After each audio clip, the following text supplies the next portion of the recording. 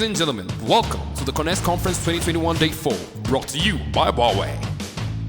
Greetings to everyone, and thank you to Juanita and the Digital Council. We've got an exciting discussion today. We're discussing the role of the state-owned enterprises and the small and medium micro enterprises. I think we can roll into that municipal-owned entities as well, because they're very much part of what we're trying to build in terms of infrastructure. Just as an introduction from my side, Andre Hoffman, CEO, founder of a company called MyTechie, 40-year veteran of the telecoms industry, worked in Telkom OpenServe for many years, worked overseas for a while, worked in Link Africa, predominantly in the fixed network side of things, optical fiber, transmission. I am a registered technologist with the Engineering Council of South Africa, a past president of the South African Institute of Electrical Engineers, and now applying my trade as an entrepreneur in the technician as a service industry as under the MyTechie banner. We've got a nice panel. We've got a representative from the state-owned enterprises side, Mr. Andrew Matseke. Actually, for my sins, I did spend a bit of time working at Broadband Infraco some years ago before Andrew joined them. Andrew is the Chief Executive Officer, and he joined them in 2017, but he also has got a pedigree which goes back many years, 20 years in the industry, working for private sector, Ansys Limited, where he was the Managing Director of Telecommunications, and the Tadaka Network Solutions Company. He also has quite a bit of experience in, broadly speaking, in the African markets, including Botswana, Lesotho, Tanzania, the Democratic Republic of Congo. Executive Manager of Telecommunications at Transnet Freight Rail at some stage. Managing Director of PowerTech TIS and a distributor of telecommunications electric cable accessories. So he's done time in quite a few of the supply chain side of things for this industry as well. He holds a BSc in Electrical and Electronic Engineering from the University of Cape Town, an MBA from the University of Pretoria, and a postgraduate diploma in project management. He's a registered professional engineer with the Engineering Council of South Africa and a senior member of the South African Institute of Electrical Engineers. Andrew, we're going to have to bump you up to fellow. I think we'll have to talk to you about that afterwards. We've also got a very eminent lady in our midst, Veronica Moletsi. Good to have Veronica on the panel. She is one of the leading digital transformation executives in South Africa. She has vast experience across multiple sectors in the ICT, energy, health, mining, retail, and financial services and logistics. She's founder of a company called Smart Digital Solutions. I had a look at the website, fantastic. 100% Black, female-owned digital company built to leverage the benefits of the 4IR, the fourth industrial revolution.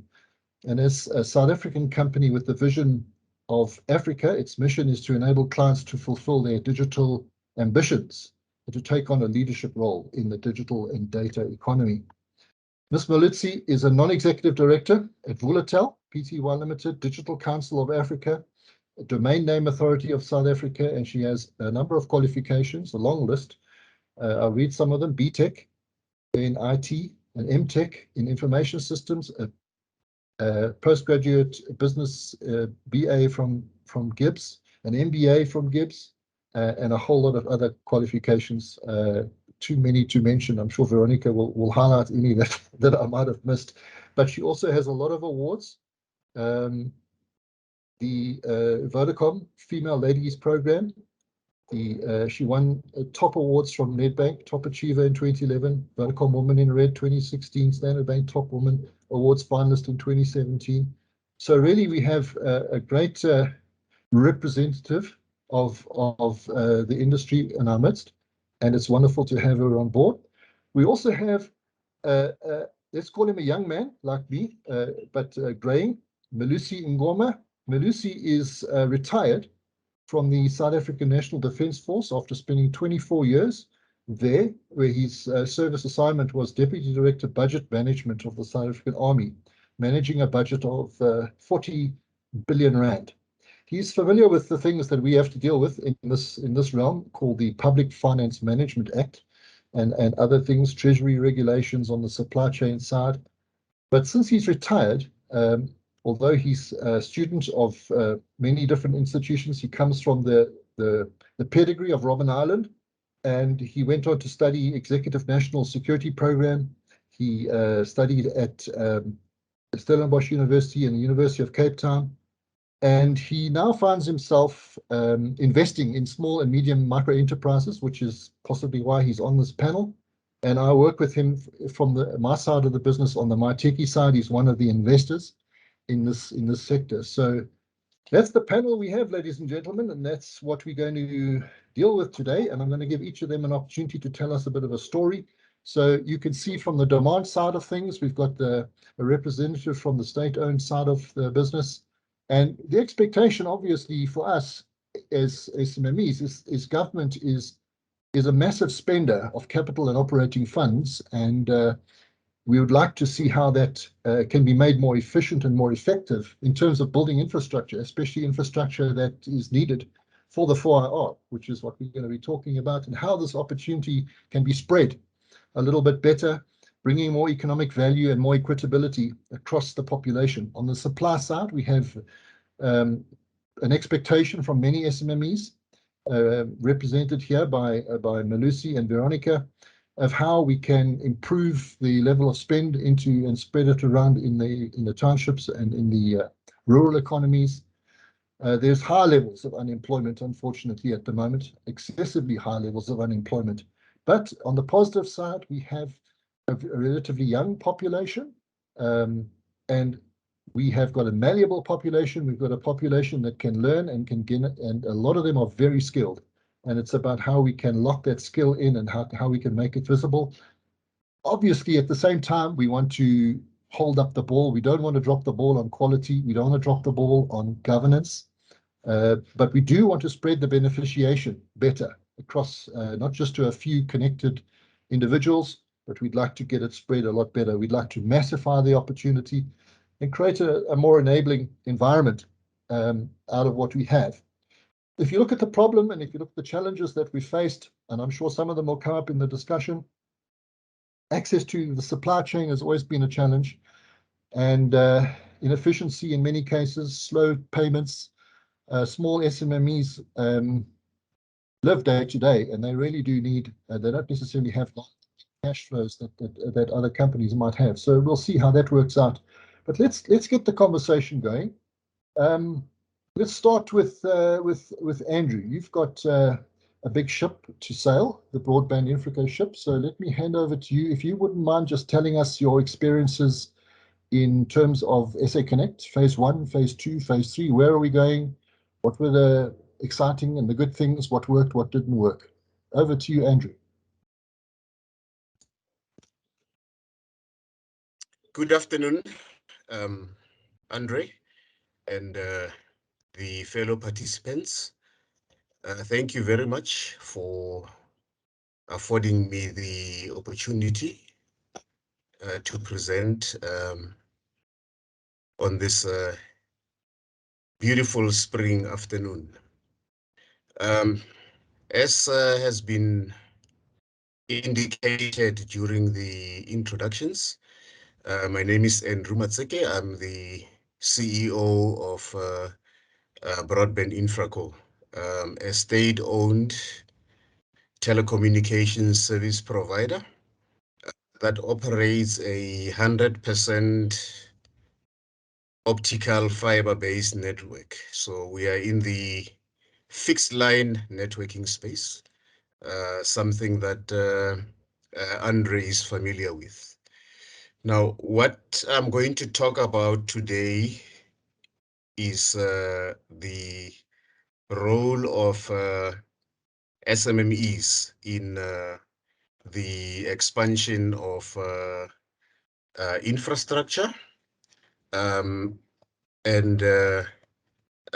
in doing so, I am going to draw on the lessons that we learned from the implementation of SA Connect, as well as what we think should be done differently in the future. If I can start with the implementation of SA Connect to date. So how SA Connect was implemented is it is based on the core network of BBI. So BBI provides the core network. We then used several service providers who were appointed through a tender process for the access network.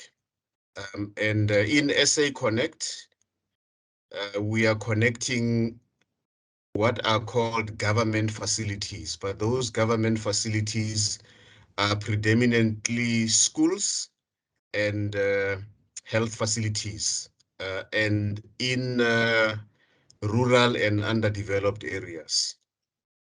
So the model is based on the nearest BBI point of presence to the sites in the district municipality that are being connected. And then from that point of presence or POP, we then go to the various schools and clinics by procuring that last mile network from the private sector. And predominantly, that was done through SMMEs. And one of the lessons that we learned is that because the networks in rural areas, they suit wireless technologies. So the case for optic fiber cable is there, but the bigger the spread of the sites, the topology and the distance, economically, it works better with wireless networks. And the SA Connect standard currently requires minimum connectivity of 10 megabits per second, upgradable to 100 megabits per second. We are talking in the future about 1 gig, but that's coming in the future.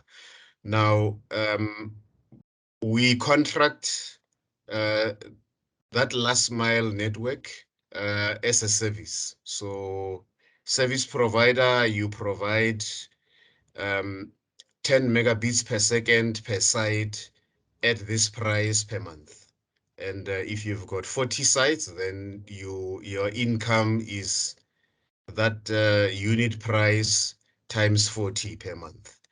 And we actually found that the model worked very well in empowering SMMEs. And when I say SMMEs, I'm talking about companies that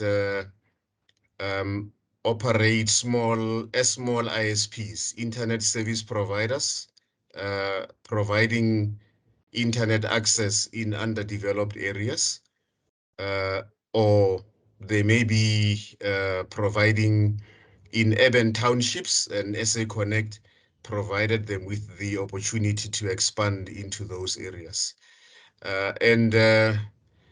We found that, in fact, because these are rural areas, the networks are predominantly wireless, that SMMEs proved to be more efficient than established players in delivering those services. So that was quite encouraging. There were challenges, and especially in the beginning, in terms of getting the sites to be stable.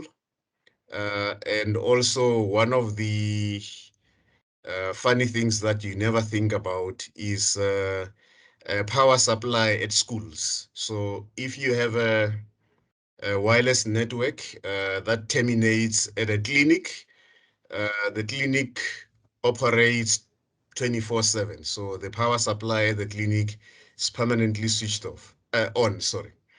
If you go to a school, the schools operate mostly on prepaid power from the local municipality or ESCOM. And because of that, when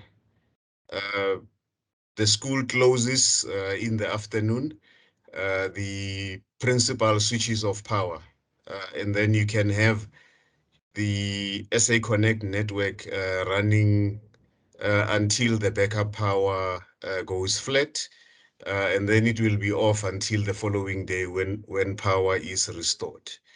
So that is something that has taught us that in the future, we must think about backup power so that the network doesn't rely solely on mains power provided at the site, which in this case is power from the school. Then the second issue is that what we found is the service providers can benefit from economies of scale. So, we look at pricing and the service provider says, well, over this large district, I only have 40 sites to connect. If I had 100 or 200 sites, I will become more efficient in terms of my pricing to you as BBI. And, we pass on that price to the end customer, who is government. Government is the one that pays for the services on a monthly basis per site. So, yeah, and here and there, we also had challenges in terms of payment to SMMEs.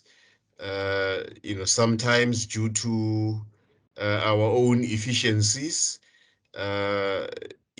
before the implementation of SA Connect, BBI had in the region of 30 customers running on our network. And with the addition of SA Connect, as well as other customers in the small and medium ISPs market, we are now sitting at about 110 customers. So we had to adjust a little bit. And in that process, some SMMEs were affected by efficiencies. But because we are a small company, small compared to other network operators in the market, our ability to adapt and to address those challenges is a lot better. And we are now in year 3 of SA Connect. And we think the model is working a lot better. Now, just in terms of scale now, talking the future, we have implemented in total SA Connect of just under 1,000 sites, 970 to be specific. The SA Connect of the future, that is currently the subject of a feasibility study by government on how it's going to be funded in a sustainable manner, will have more than 40,000 sites in the region of between 44 and 45,000 sites. That must be connected nationally in all 9 provinces, with the biggest number of them being in the underdeveloped parts of the country. So that's a huge opportunity. And I think with the lessons that we have learned from SA Connect Phase 1, it's a tremendous opportunity for SMMEs. And lastly, before I end, what is required then in that model as an SMME is you need to be licensed by ICASA. You need to have an ECS license that provides you with the authority to offer services. you need to have an ECNS license that allows you to own infrastructure. You know, those are the primary prerequisites. But the opportunity is there. And the lesson that we have learned as BBI is that one, as a state-owned company, and even the state itself, we don't have the capital to build all those access networks in rural areas. The money just isn't there. And then once we accept that, then the logical step is those can be sourced from other players in the market. And fortunately for the conversation that we are having today, we have also learned that those market players from whom we can buy access networks, they include SMMEs, and most importantly, SA Connect Phase 1 that we've implemented has proven that it is possible for SMMEs to play in that space successfully. Thank you. Back to you, Andre. Thank you, Andrew. That was a marvelous synopsis of what the carrier of carriers, Broadband Infraco, can do for us. And what I understood from you, Andrew, is that some of the things that you learnt and the good stuff in terms of the regional WISPs are able to ride on your business as an anchor tenant. That's great. It's just a pity that there's not necessarily reliable power. But don't tell me there's no money. We found 500 billion to sort this pandemic out. There must be some money somewhere. You've got to help us, man. We need that money. Economies of scale, obviously, we're looking forward. We like that number, 40 to 45K of sites. That's great. We'll get into that discussion a bit later. But let's bring on our next panelist, the lady, Veronica. We'd love to hear from you now, and we'd love to hear from you how we can harness the power of digital, how we can harness that power and how we can make a difference to unlock a new level of strategic growth for us. Over to you, Veronica. Thank you, Andre. And I just want to greet all the participants as well as my fellow panelists. Smart Digital Solution is a fast-growing company invested in infrastructure deployment businesses. We also run the ICT services and application business, and we have the resourcing element of the business. I'm going to talk about SMMEs, and I'm passionate about the topic of SMMEs and its contribution to our economy. We play a critical role in infrastructure development. Our challenge is that the cost of investment is often higher, and it requires most SMMEs to partner with with big telcos. And that can be a challenge, and as well as an opportunity for those who want to enter the ICT, particularly the infrastructure deployment game.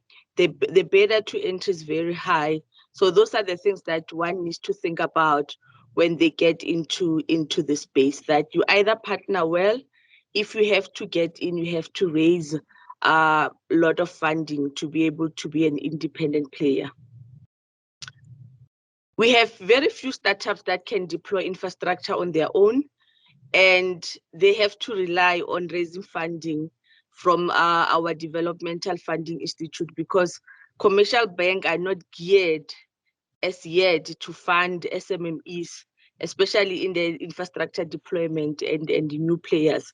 So we have to rely on DFIs, and most of them, we find them inefficient. And I had that experience working with most of them, that by the time you want to close the deal, the funder is not ready, and you end up losing that opportunity. So those are the things that we have to tackle as SMMEs in the sector.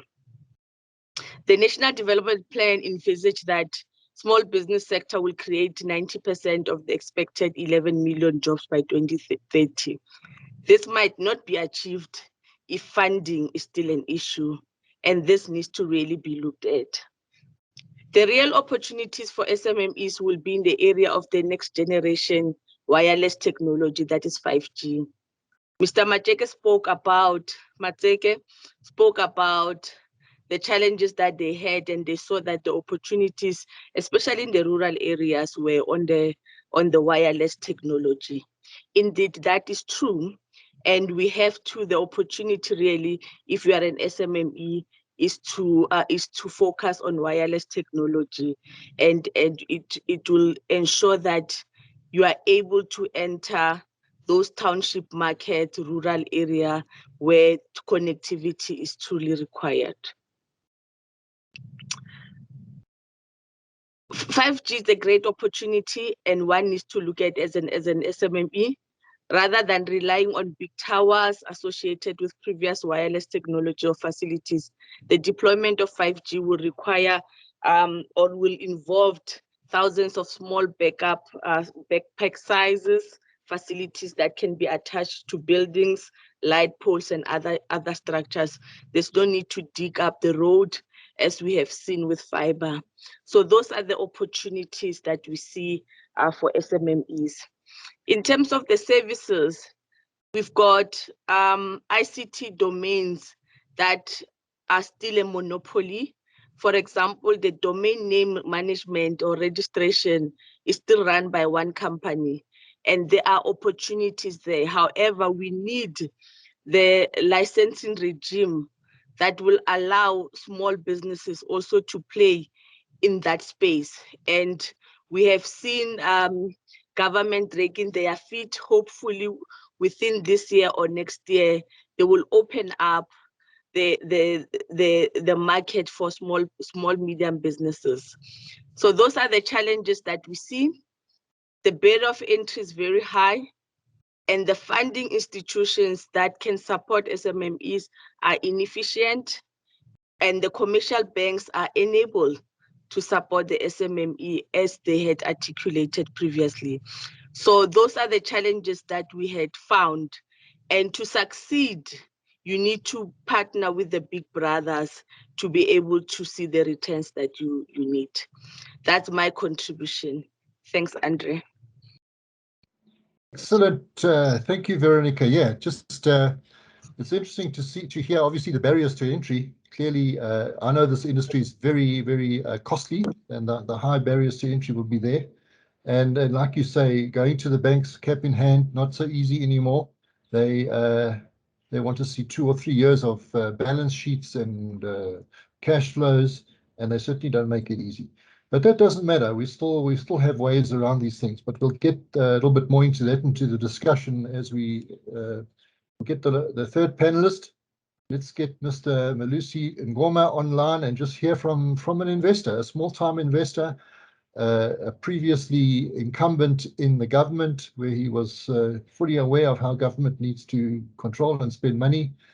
So Malusi, let me hand over to you now and hear from you what has been your experience, and what are you hoping to get out of your new chapter in life in terms of investing into townships and into this infrastructure. Over to you, Malusi. Good afternoon, colleagues, panelists. My name is Malusi Joseph Ngoma. As Andre has introduced, I'm a retired public servant, having a vast experience in the supply chain management in the public sector.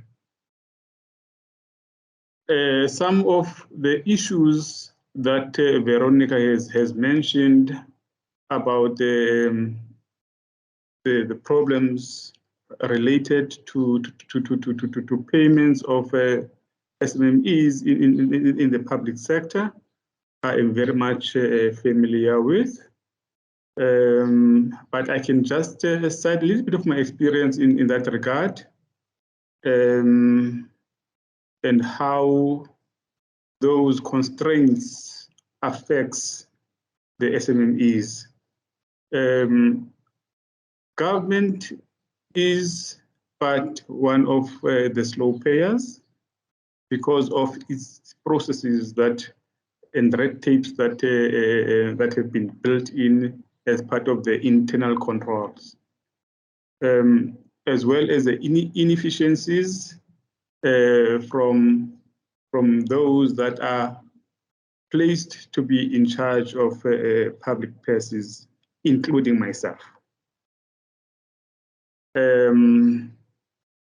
Now, I know for a fact that that the late payments affects the small businesses a great deal, in that the cash flows would be affected. They won't be able to manage their overheads and so on. But at times it is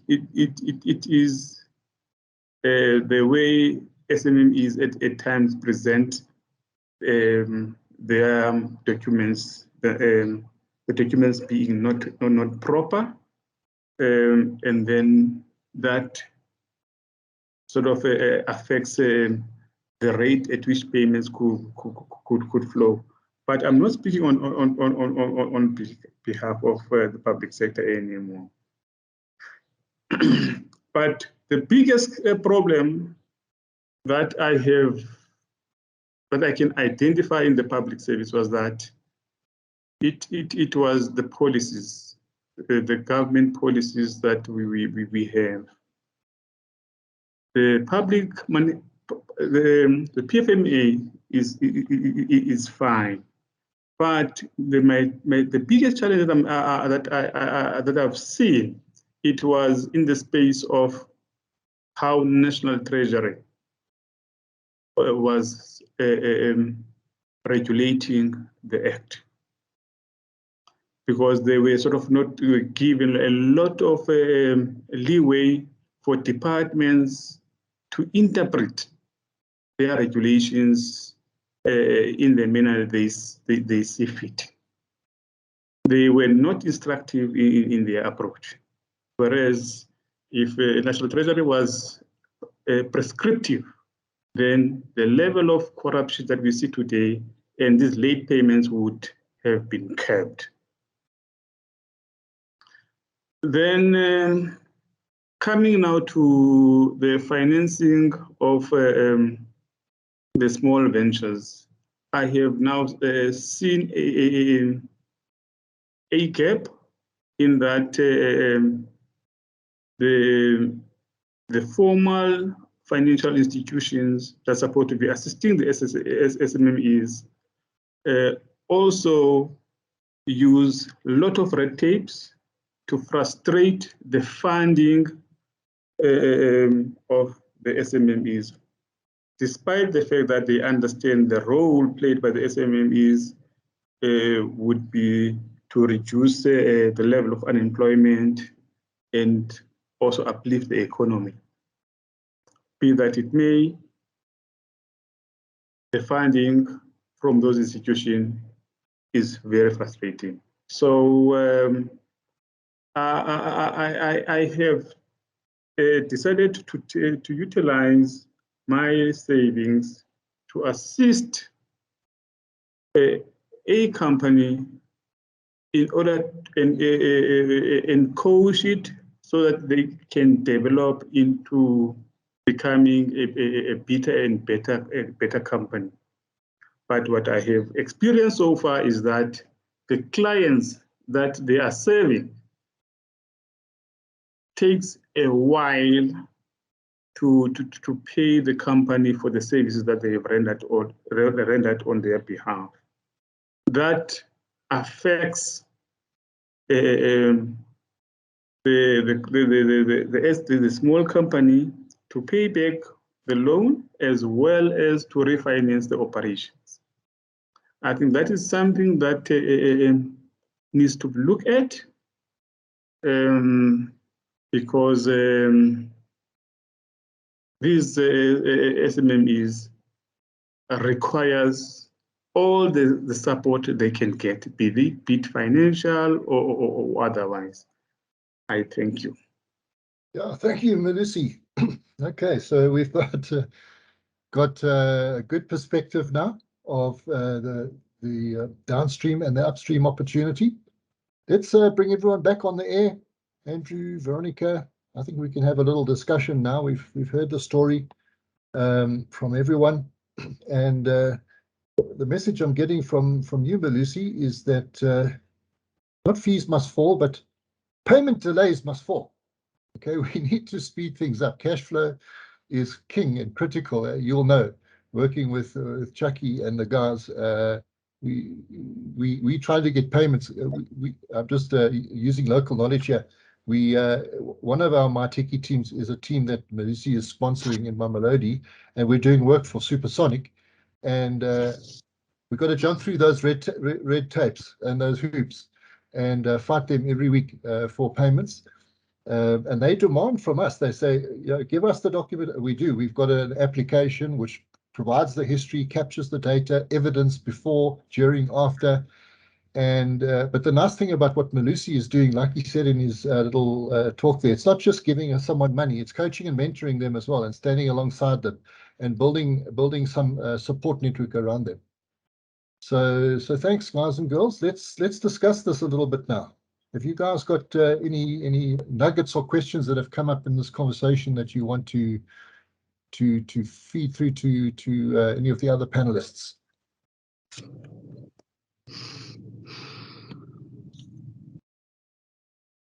Andrew, would you are you going to do anything differently the next time for phase 2 compared to phase 1 then? Yes, Andre. Certainly, I think one of the changes we'll definitely put in place is to focus on the SMME service providers. I think what happened in phase 1, there was a focus on SMME service providers, but it went to them by default because the number of sites that were allocated were too small for the economies of scale required by the big players. So the SMMEs benefited by default because of that. But now that we have seen that the model can work with SMMEs, I think there is a case for even a set aside to say to government that out of this 40,000 plus sites, we need to set aside a certain number for SMMEs because we have seen that the model works. So that for me is going to be our proposal as BBI to government as the owner of SA Connect. And I think also Veronica mentioned that partnering was quite a benefit that she found in terms of partnering the barriers to entry. So and I should imagine these economies of scale are too much for the SMMEs on their own, and you're going to need a mix, a blend of big and small companies to reach the 40 to 45,000 schools and clinics and things around the country. You're going to need more than just the SMMEs. You're going to need sure.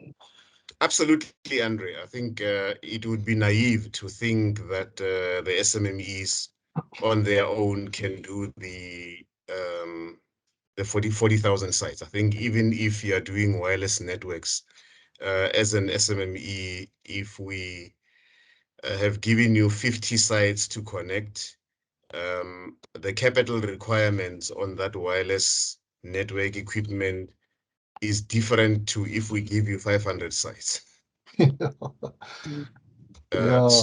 So the partnering will certainly benefit the SMMEs, but what we also need to watch out for is if we are not prescriptive in a certain way, then the big market players, they have the opportunity when implementing to then possibly make the role of SMMEs insignificant. I think that's what we must watch out for. So if we're saying partnering, in that partnering, it must be very clear what the role of SMMEs is going to be. And that should actually be part of the scoring when tenders are awarded. But you specify that the SMMEs are going to do the following, you know, we guarantee that a certain portion of this work is going to be done by SMMEs. I think that's something that ought to be part of the contracting of the future, because we have seen, and Veronica, I see she's nodding, where, you know, what gets submitted with a tender and how it's implemented and the role of SMMEs are two totally different things. So that's one thing we must watch out for as state-owned companies, as government, that when we issue tenders, we must structure the contracting in such a way that it doesn't create room for the SMMEs to be betrayed after the tender has been awarded. Do you want to weigh in here, Veronica? Yes, I just want to weigh in. I mean, the 30%, 70% thing also doesn't work in some instances, because in a bigger project, you're only getting the 30% as an SMMEs, while you are contributing much. You might be the one who brought the deal on the table to start with. You might have done the pre-sale work. You might have done so much. The only thing what you didn't have is some infrastructure or the funding that is required to execute on this project. If you had all that, you would have executed this project successfully. But because you lack that, then you tend to benefit only 30%. So that's also a challenge. So I agree with Mr. Mateke to say that we need to be prescriptive on how we assess and we evaluate all these projects that are brought in by big companies that can just allocate a certain portion to small businesses. Because you've got businesses like us who we are aggressive, we believe in ourselves, in our capabilities. However, the industry then decide, to box us to a 30%. And that's the challenge that we have as some of the fast growing companies. Yeah, I didn't realize that they're boxing you to 30%. That's not fair. Let's bring Malusi in here. Malusi, how are we going to spread this opportunity to the small guys? We need to get a better spread here. We need to go deeper and wider. What do you think? You need to unmute there. Yeah, yes, okay. I think, as I've said, that the biggest culprit in government tendering, it is that National Treasury. National Treasury must interpret the law properly, because the BBBE says that for contracts above a certain threshold, they use that 80-20 point system and the 90-10 point system. What they have to do, they have to enforce that.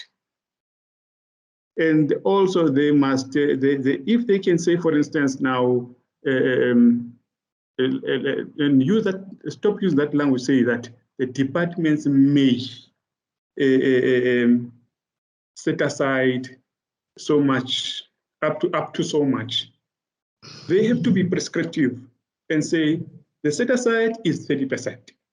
Finish, then everybody knows that set aside is 30%. And at the same time, when it comes, this must also be coupled to the funding, right? The funding institutions, the government must now channel the funds to those financial institutions, so that those 30%, those set asides can be directly financed there. And in a form of, I don't mean that government must fund the SMMEs, they must give them soft loans. So that money, it must not be money that is flowing out of the fiscus down the drain. It must be money that can be recycled back into the fiscus, but in the form of soft loans. But then the SMMEs would have now a place where they can move to directly for funding. Because now going to the banks and other institutions, they would want those. Okay, good point. Just what I've picked up from what's been said is that these SMMEs also need to become sustainable. And also, I feel we need to wean them off dependency on government grants and government funding.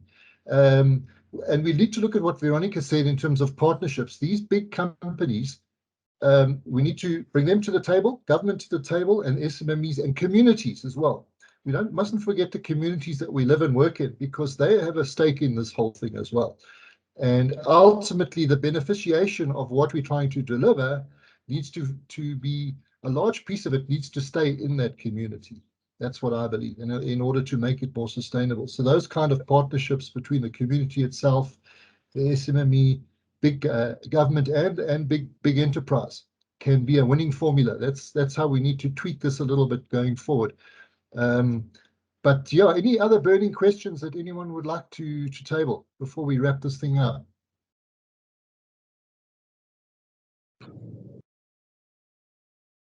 All right, then I would just like to thank all of my panelists for their valuable contributions. I do appreciate everything that you've given us. I've certainly learned a lot from what you've told us. Andrew, I think it's great that there's a huge opportunity. I'm looking forward to phase 3, 40,000 sites. I'm putting my hand up as an aggregator of SMMEs. If you need any help in the community, Malusi and I have got teams around the country that we can help you with. And generally, this construct of partnership, I think, is what's going to work. We learn very quickly in Africa that we have to work together in communities, in our villages, in our townships, in our suburbs, and we have to include them. So that's wonderful. All this red tape that we spoke about, I'm sure it's there for a reason, and there's certain pieces of it we need to keep, but there's certain things we need to question.